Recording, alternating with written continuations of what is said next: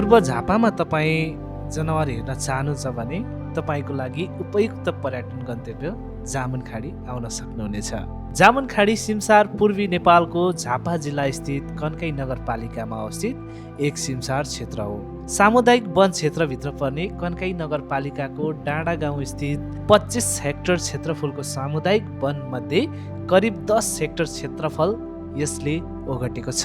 Hello साथीहरू, अहिले चाहिँ विशेष गरेर हामी झापाको बिर्तामोड नजिकै सुरुङ्गामा अवस्थित वन्यजन्तु संरक्षण क्षेत्र र घुम्ने पार्क जामुनखाडीमा चाहिँ हामी आएका छौँ।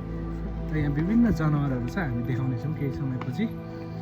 एकदमै रमाइलो भइरहेछ र मेरो साथमा हुनुहुन्छ मेरो छोरा युगेश।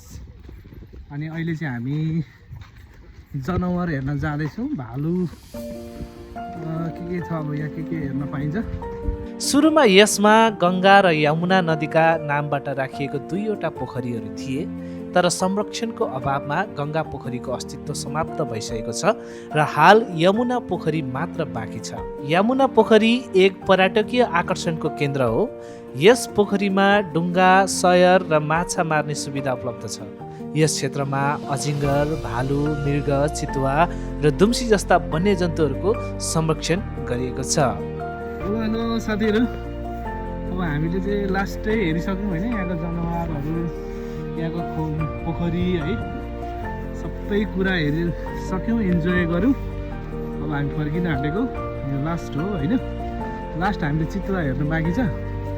चितुवा हेर्ने अनि जाने, ब्याट्री पनि 20% लो